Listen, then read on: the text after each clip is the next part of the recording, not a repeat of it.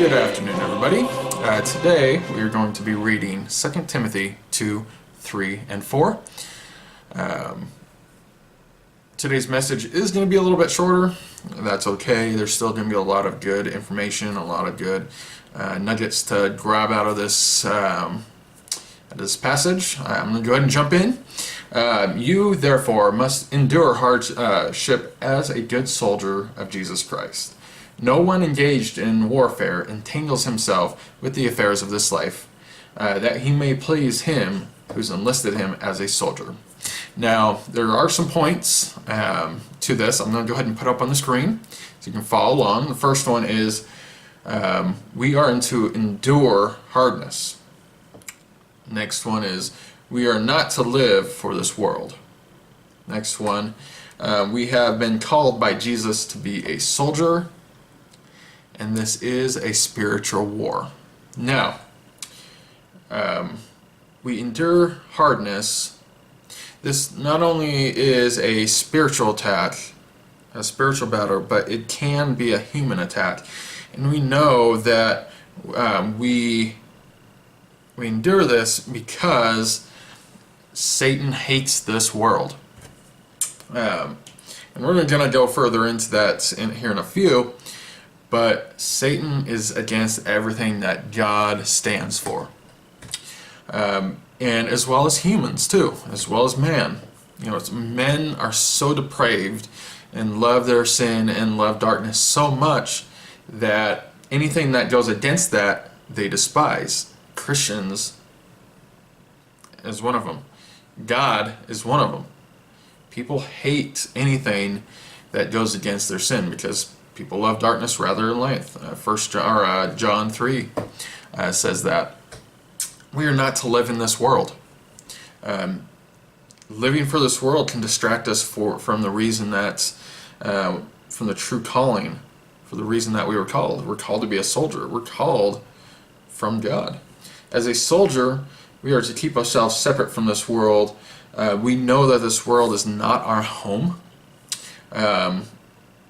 We are to live in this world, but not of the world. This world signifies a life of sin. So keeping ourselves separate from this world also pleases him who has called us, as it says here, that he may please him who has enlisted him as a soldier. We have been called by Jesus to be a soldier. Again, this is something that he enlisted. When we got saved, we entered into this battle. We entered into this war. We are made soldiers. And this is, again, a spiritual war. I'm going to go ahead and read to you Ephesians 6:10 through, let's say, 20. I'll go ahead and read this to you. I'll put this up on the screen as well. Finally, my brethren, be strong in the Lord and the power of his might. Put on the whole armor of God, that you may be able to stand against the wiles of the devil.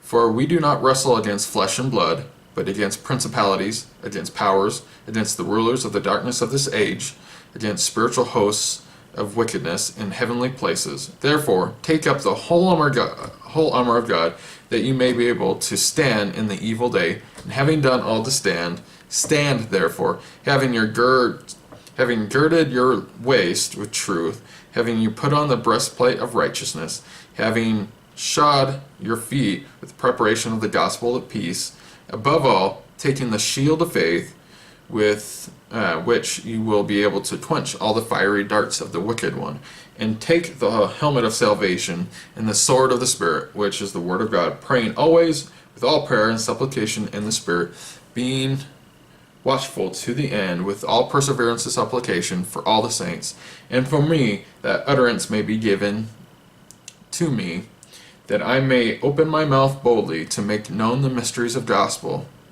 for which I am an ambassador in chains, that I may speak boldly as I ought to speak. So there's a lot of information here. So, again, what this says is this is a spiritual battle. And there's a hierarchy in this battle. So there's levels amongst the spiritual, amongst the fallen demons. among Satan's minions. So there's a hierarchy that they follow. Satan obviously is at the top.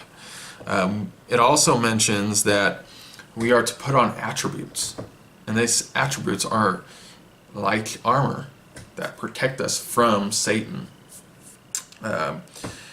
And we cannot live without these. 2 Peter mentions these type of attributes that we are to put on, and that if we do put these on, that we will never fall. But if we don't, we can forget that we were once saved. So, as you can see from these scriptures, it's a spiritual battle. And Satan is in the lead as our enemy. 1 Peter 5:3 mentions him as a roaring lion, walking about seeking whom he may devour. He's looking to destroy us. But we know that God is greater than everything. Everything that we face in this world, everything that we cannot see, God is greater. 1 John 4:4 says, "For he that is in you is greater than he that is in the world." So it can be scary. It can be very hard. We can go through many things in this life, but we know that God is in control.